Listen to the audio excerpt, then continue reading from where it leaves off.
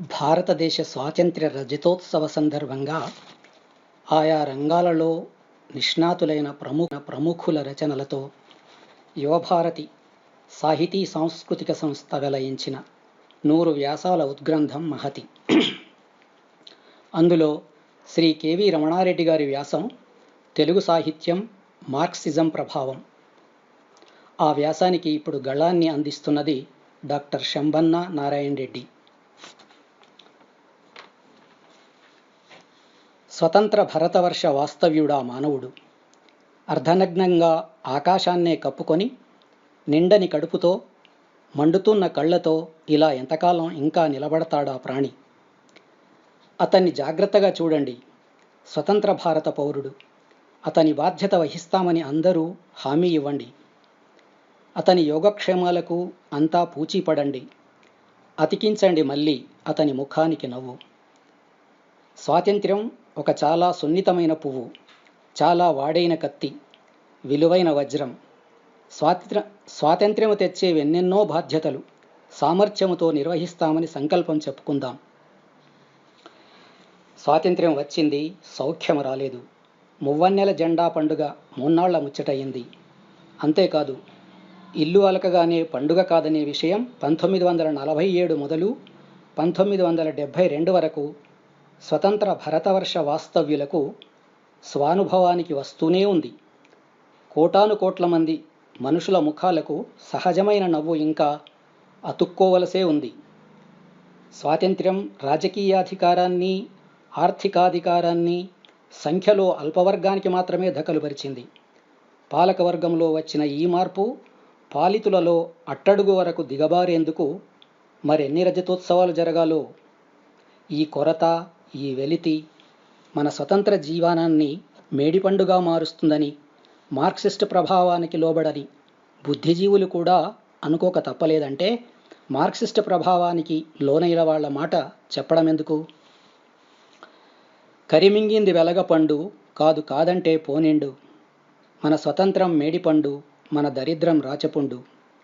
ఈ మాటలనింది ఆరుద్ర ఒక్కడే గాని ఆనాటి ఆరుద్ర యువకవుల్లో తన ప్రతిధ్వనులు వెదుక్కోగలిగాడు. తిలక్ కూడా అంతే. 1956లో కూడా ఆర్తి పొందుతూ ఉన్నాడు. అది సౌధాంతాలకు పయనింపలేదు, రాజకీయవేత్త గుండెలకు స్పృశింపలేదు. భోగవంతుని విచలింపజేసి భగవంతుడికి నివేదించుకోజాలని ఆర్తి. అందుచేత స్వాతంత్ర్య యుగోదయం కూడా సమాజంలోని అస్థిమితాన్ని, రచయితలలోని ఆరాటాన్ని తుడిచిపెట్టలేకపోయింది. తెలంగాణ రైతాంగం వెలిగించిన రక్తజ్యోతి కవుల, కథాకారుల, నవలా రచయితల కళలు ఆయుధాలైనట్లు భ్రమగొలిపింది. కమ్యూనిస్టు ఉద్యమం కత్తితో సన్నీతో అద్భుతమైన ఒక అధ్యాయాన్ని రచించింది. దురంతం పాలైనా సరే అది సాహిత్యం మీద చెరగని ముద్రను వేయగలిగింది. అగ్నిపర్వతం ఒకటి చల్లబడినట్లుగా అప్పటికే మహాప్రస్థానం ముగించి శ్రీశ్రీ పక్కకు తప్పుకొన్నాడు. అరుణోదయం లాంటి నవలలు మళ్ళీ కుటుంబరావు కలం నుండి వెలువడకుండా వచ్చాయి. వచనము, కవిత్వము ఇలా కొంతకాలం నాయకులు కనిపించని నాటక ఘట్టాల్లా బీదవడినట్లు అనిపించసాగింది. అయితే త్వరలోనే ప్రతిభావంతులైన కొత్త రచయితలు వచ్చి ఆ లోటు పూరించారు. అల్లుల్లో మల్లు అన్న సామెతగా వీరిలో కొందరు ఆ గొప్ప రచయితల భుజాల వరకైనా ఎదిగిరాగలిగారు. నైజాం నవాబుకు వ్యతిరేకంగా జరిగిన పోరాటానికి ముందుగానే దేశ్ముఖులను, జాగీర్దార్లను ఎదిరించి తెలంగాణ గ్రామీణ జనం కెరటాలు కెరటాలుగా తిరగబడి సాయుధ పోరాటం నడిపింది. ఒకటి కర్షకుల వర్గ పోరాటం, మరొకటి ప్రాంతీయ లేదా ఉపజాతీయ తత్వంతోటి విద్యాధికులు, సంపన్నులు, వృత్తిజీవులు వగైరా నానా వర్గాల జనం ఉమ్మడిగా జరిపింది. ఆంధ్ర జాతీయతాభివ్యక్తి దీన్ని రూపుదిద్దింది.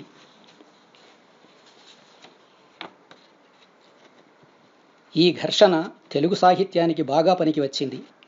దాశరథి లాంటి కంఠీరవాలొక వంక, వట్టికోట ఆల్వారు స్వామి లాంటి నిండుకుండలింకొక వంక నైజాం వ్యతిరేక పోరాటానికి సాహిత్య చిత్రణ చేశారు. ఇద్దరిలోనూ సామాన్య ప్రజల మూగ కోరికలకు అక్షర రూపం ఇచ్చే శక్తి పుష్కలంగా ఉండేది.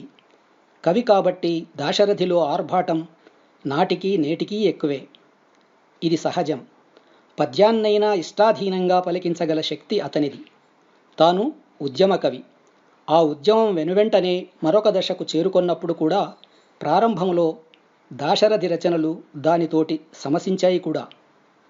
అభ్యుదయ రచనోద్యమం ఏ కొత్త రచయితని స్పృశించకుండానైనా ఆ రోజుల్లో వదల్లేదు. తమ తమ అభిమానాలు ఏ తెన్నులో ఉన్నా మాట వరుసగానైనా కవులు బీదా బిక్కి గురించి, జాలి ఆకలి గురించి శోకం ప్రదర్శించేవాళ్ళు. దాశరథి కూడా ఇలా కొన్ని మంచి రచనలే చేశాడు. జాతీయ అహంకార దర్శనం రాయప్రోలు నుండి దాశరథి దాకా సాగింది. ఆల్వారు స్వామి జాతీయవాదానికి మూలం ప్రజలు, ప్రజా జీవితం. అతని రచనా వస్తువు. ప్రజల మనుషులు అతని నాయకులు, అధికారులు కామందులు అతని దుష్టపాత్రలు.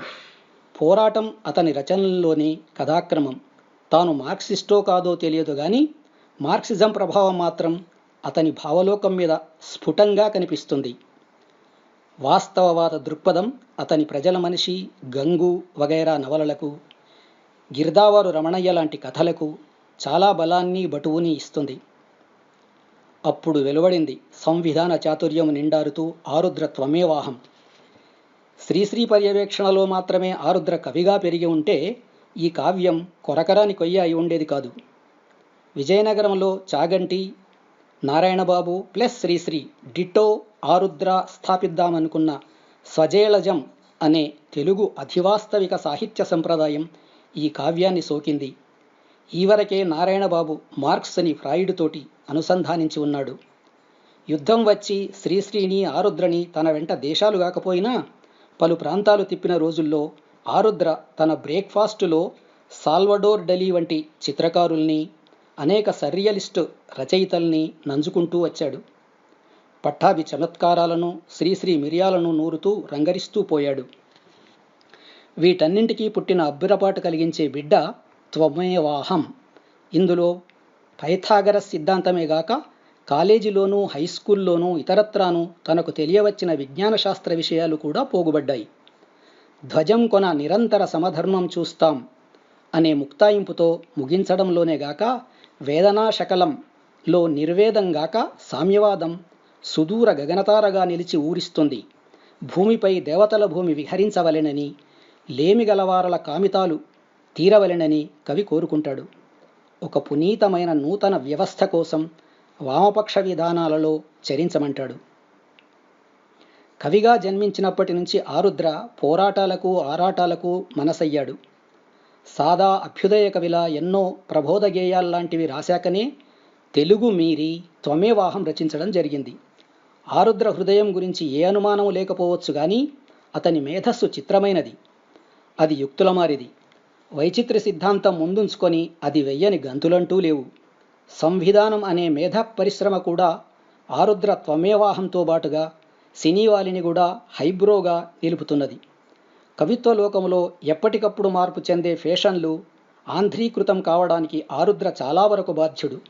దానికి తోడు వెనకటి రాజకీయ విశ్వాసాలు సడలుబాటు చూపేసరికి వినోదం కోసం కొన్ని రచనలు చేయక తప్పలేదు. అయినా ఆరుద్ర సాంఘిక దృక్పథం మూలంలో మార్క్సిజం ప్రభావం బలీయమే అనాలి.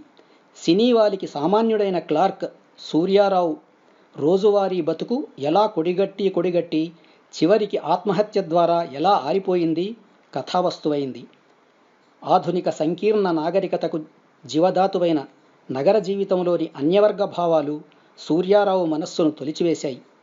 భూర్జువా భ్రమల్లో పడి యథార్థ జీవిత సత్యాన్ని మార్చే శక్తి కానీ, మార్చాలనే కోరిక కానీ లేకుండా కనీసం ట్రేడ్ యూనియన్ కార్యకలాపాలనైనా దృష్టి సారించకుండా కేటాబడిన సగటు వ్యక్తిగా ఎలా దురంతం కోరి తెచ్చుకుంది చూస్తే సాంఘిక సంఘర్షణల గురించిన మార్క్సిస్టు వైఖరి నుంచి ఆరుద్ర చాలా దూరం వెళ్ళి శూన్యవాదంలో నిలిచాడని తీర్మానించక తప్పదు. బూర్జువా వ్యక్తిత్వవాదంలోని దౌర్బల్యం సూర్యారావుని ఆశ్రయించుకుంది. అతనికి వర్గభావన అలవడలేదు. ఈ దృష్టితో చూస్తే త్వమేవాహం నుంచి సినీవాలు వెనుకడిగే. కుందుర్తి ఆంజనేయులు నెహ్రూ చారిష్మా సమ్మోహనంలో తన నవయవ్వన దశను గడిపినందుచేత అతని సోషలిస్టు భావన మీద నెహ్రూ ముద్ర అంటే ఒక దశలో అభ్యుదయకరమైన వామపక్ష జాతీయవాద ముద్ర స్పష్టంగా కనిపిస్తుంది. చైతన్య ధనుష్పాణులైన ప్రజలు తెలంగాణ ప్రాంతంలోని గ్రామసింహాల మీద ఎలా సంఘం ద్వారా తిరగబడి పోరాడింది చెబుతూ ఈ ఇతివృత్తాన్ని నైజాం వ్యతిరేక పోరాట చరిత్రకు ముడివేయడంలోనే ఈ ద్వంద్వాత్మక వైఖరి బయటపడుతుంది. దాశరథిలా రెండవ దానికి మట్టుకే తన తెలంగాణలో కుందుర్తి అంటిపెట్టుకోలేదు. నయాగరా 1944 దశలోని కుందుర్తే ఈ కావ్యంలోని కనిపిస్తాడు గాని అంత చండప్రచండంగా నిప్పులు చెరుగుతూ కాదు. మరింత స్థిమితం అలవడింది. లౌక్యం కాకపోయినా లోకం గురించిన స్పృహ కూడా అతిశయించింది కావచ్చు. తెలంగాణ రైతాంగం, కూలిజనం, యూనియన్ సైన్యాలకు స్వాగతం చెప్పారంటే మాత్రం చరిత్రను తారుమారు చేయడమే అవుతుంది. నైజాం పాలన నుంచి విడుదల కలిగి ఉండవచ్చు కానీ దేశ్ముఖులు, జాగీర్దార్లు, పటేళ్లు, పటువారీలు దీనివల్ల లాభపడ్డారు. పోరాటం ద్వారా ప్రజలు సాధించుకొని సాగు చేసుకున్న నేల మళ్లీ వాళ్ల వాతబడింది. దీనికి యూనియన్ సేనలేగాక బలగం కూడా వత్తాసి అయింది.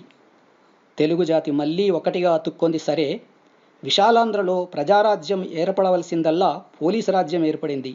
చరిత్ర వెనక్కు నడిచింది. గంగినేని, సోమసుందర్, రమణారెడ్డి లాంటి కవులకు, కుందుర్తి లాంటి కవులకు ఇక్కడ భేదం ఉంది.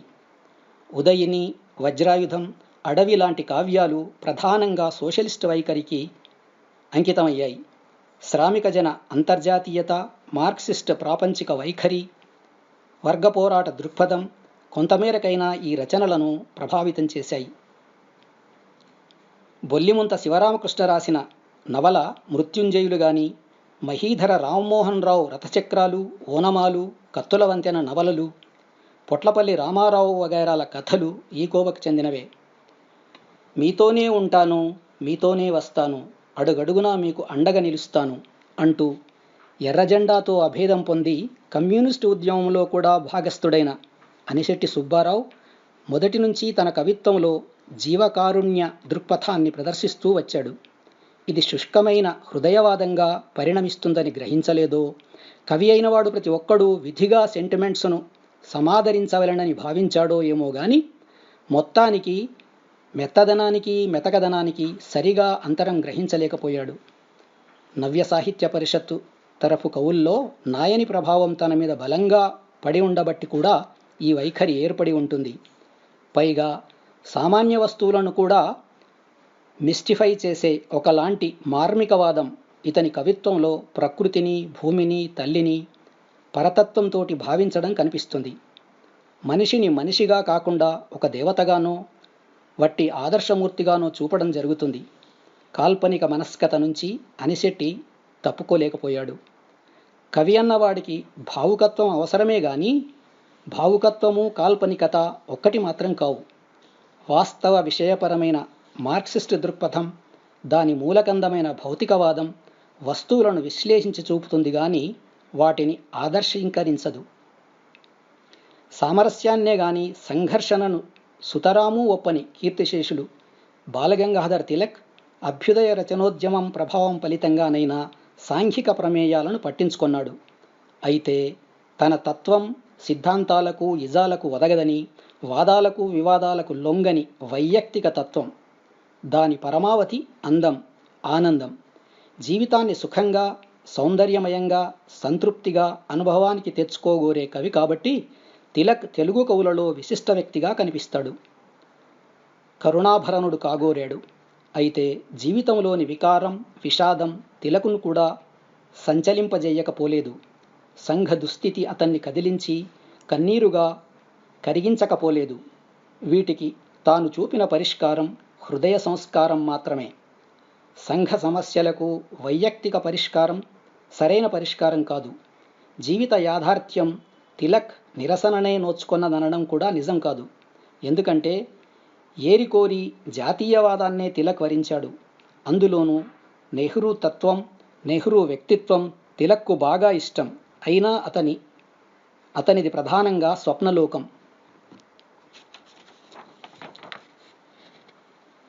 వ్యక్తికి చైతన్యం సంఘ చైతన్యం వ్యక్తికి మార్పిడి అయ్యే దశలో వ్యక్తి శక్తికి పర్యాయపదం కాగలుగుతాడు. వ్యక్తికి బహువచనం శక్తి కాగలుగుతుంది. అయితే ఆ దశ 1947 తర్వాత ఎంతో కాలం కొనసాగలేదు. అభ్యుదయ రచయితల సంఘం ఆశయపరంగా ఏమో గాని ఆచరణపరంగా మాత్రం హోల్డాల్లా మారి తాను పుట్టిన నాటి చారిత్రికావసరాన్ని తన పెరుగుదల క్రమంలో తారుమారు చేశాకనే స్వతంత్ర భారత ప్రభుత్వం దాన్ని ఆంక్షపాలు చేసింది. సిద్ధాంతాల కోసం కంటే ఎక్కువగా లేదా అందులో భాగంగా వ్యక్తిగత రాద్ధాంతాల కోసం కమ్యూనిస్ట్ పార్టీయే దాని తలను ఉత్తరించి వేసింది. కార్యశూరుడైన చదలవాడ పిచ్చయ్య ఖాళీ చేసిన కార్యదర్శి స్థానాన్ని మరెవరూ భర్తీ చేయలేదు. పిచ్చయ్య కార్యదర్శిగా చెయ్యగలిగిన కంగాలి అంతా చేసిపోయాడు. ఆంధ్రోద్యమ విజయంతోటి అఖిలాంధ్ర రచయితల సంఘ స్థాపనకు ప్రయత్నాలు జరిగాయి. అనధికార స్థాయిలో జరిగిన ఈ ప్రయత్నాలు ఫలించలేదు గాని ఆధికారికంగా అకాడమీ ఏర్పాటు, గౌరవాల కోసం, దినభత్యాల కోసం, ప్రాపకాల కోసం, ప్రసంగాల కోసం మొగం మాచి ఉండిన వృద్ధ రచయితలను సింహాసనం దగ్గరికి తీసుకెళ్ళింది. దానికి తోడు ఎన్నికల తిరునాళ్ల సామాన్యులను పోరాట పంథా నుంచి విజయవంతంగా తప్పించింది. ప్రజాతంత్ర వ్యవస్థ భ్రమలనెన్నో సృష్టించింది. కమ్యూనిస్టు వ్యతిరేకతను ఒక్కపెట్టున మేధావులకు కలిగించడానికి ఆంధ్ర దినపత్రికలు పనిగట్టుకు మరీ సంకల్పించాయి. అభ్యుదయ రచయితల సంఘం సంఘంగా అంతరించిన వ్యక్తులను ఆశ్రయించుకొని 1955 వరకు అజ్ఞాతవాసం చేసింది. ఆ సంవత్సరంలో మళ్ళీ 1947 తర్వాత మహాసభ జరిపింది. అయినా ఇది శవానికి ప్రాణం పోయడం లాంటి నిష్ఫల ప్రయత్నమే అయింది. కమ్యూనిస్టు ఉద్యమంలోనే జాతీయవాదంతోటి రాజీ పడిపోయే ధోరణి తలెత్తసాగింది.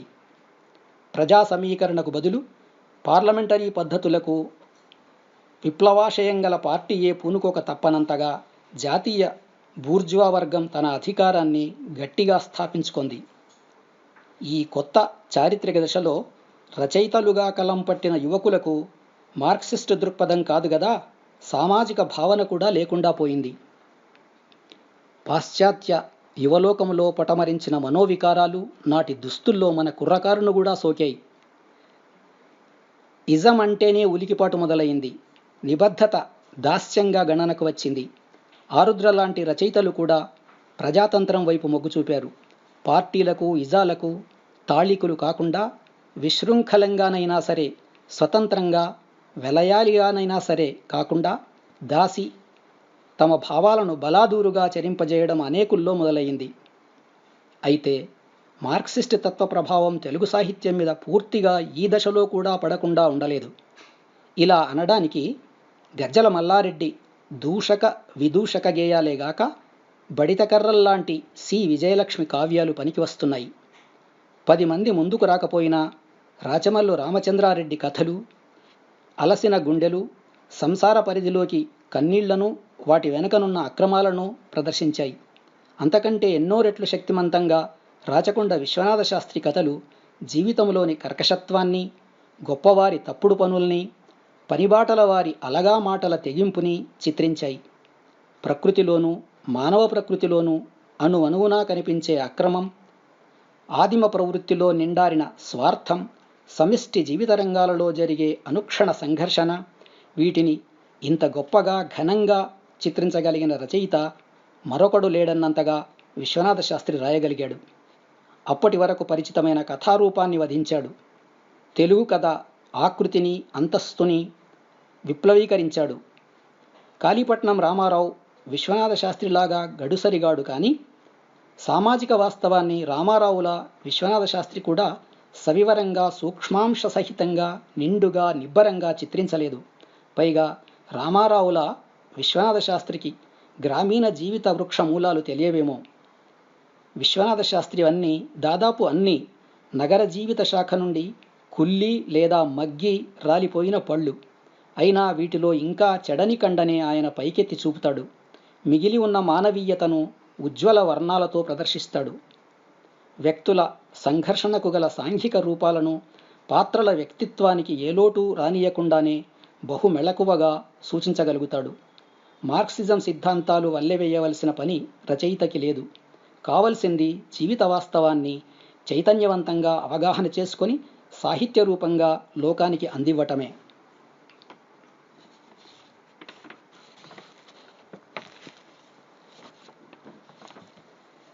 ఈ సంకల్పం మళ్ళీ కొందరు రచయితలకు కలిగింది. నెగటివ్గానే సంఘాన్ని విమర్శిస్తూ ఉండిన దిగంబర కవులు పాఠక లోకానికి విద్యుత్ చికిత్స చేయడంలో కృతార్థులయ్యారు. గండ్రగొడ్డలలాగా అవినీతి మీద విరుచుకుపడ్డారు. కోపం వాళ్ళది ఉన్మాదానికి గల తీవ్రతను సంతరించుకుంది. వీరంగం తొక్కినట్టు అక్షరలోకాన్ని భయభ్రాంతం చేశారు. విలువలను అన్నింటినీ నిరాకరించే నిహిలిస్టు ధోరణిగా అనిపించినా దీని వెనక బలీయమైన మానవీయత నిలిచింది. అందుచేతనే వాళ్లలో కొందరైనా మార్క్సిస్ట్ సిద్ధాంతాన్ని ఆమోదించగలిగారు. అంతకుముందే దేశంలో ఒక మూల మొదలైన సాయుధ పోరాటం నుండి కావ్యోత్సాహం పొందిన మరికొందరు రచయితలు తిరుగబడు అని పిలిపించారు. మార్చ్ అన్నారు. తెలుగు సాహిత్యంలో వచన విభాగానికి, కవిత్వ విభాగానికి మార్క్సిజం ప్రభావాన్ని అనన్యంగా కలిగించిన కుటుంబరావు, శ్రీశ్రీ ఈ యువ రచయితల ఉద్రేకాన్ని తాము పొందారు. విప్లవ రచయితల సంఘం దాపరికం లేకుండా మార్క్సిజాన్ని తన ధ్యేయంగా ప్రకటించింది. మార్క్సిజం ఆధునిక భావచేతనలో ఒక ప్రధానమైన అంశం. వర్గాలు, వాటి మధ్య ఘర్షణలు ఉన్నంతకాలం మార్క్సిజానికి కాలదోషం పట్టదు. భౌతిక వాస్తవాన్ని గ్రహించడంలోనూ, దాన్ని మార్చేందుకు క్రియాశీలతను అలవర్చుకొని శ్రామిక ప్రజల్ని పోరాటాలకు మళ్లించడంలోనూ మార్క్సిజం ఏకకాలంలో శాస్త్రము, శస్త్రము కాగలుగుతుంది.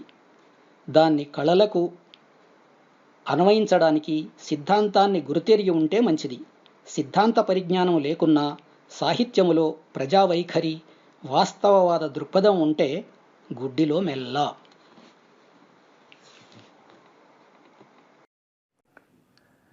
తెలుగు భాష కమ్మదనాన్ని మా ప్రచురణల ద్వారా అశేష తెలుగు ప్రజలకు అందించే మా ఈ ప్రయత్నంలో భాగస్వామ్యం అవుతున్నందుకు అందరికీ మా నమస్కారాలు. మా ఈ యువభారత్ సమర్పిస్తున్న ఈ శ్రవణ సంచికలు మీకు నచ్చుతున్నాయని ఆశిస్తున్నాము. మీరు అధిక సంఖ్యలో లైక్ చేస్తూ బెల్ గుర్తుపై నొక్కి సబ్స్క్రైబ్ చేస్తూ మమ్మల్ని ప్రోత్సహిస్తున్నందుకు మా ధన్యవాదాలు. అలాగే మీ బంధుమిత్రులతో షేర్ చేస్తున్నందుకు మా కృతజ్ఞతలు. మరి చివరగా ఈ కార్యక్రమంపై మీ అభిప్రాయాలు కామెంట్ బాక్స్లో వ్రాసి మా కార్యక్రమాల క్వాలిటీని పెంచుకోవడానికి సహకరిస్తారు కదా.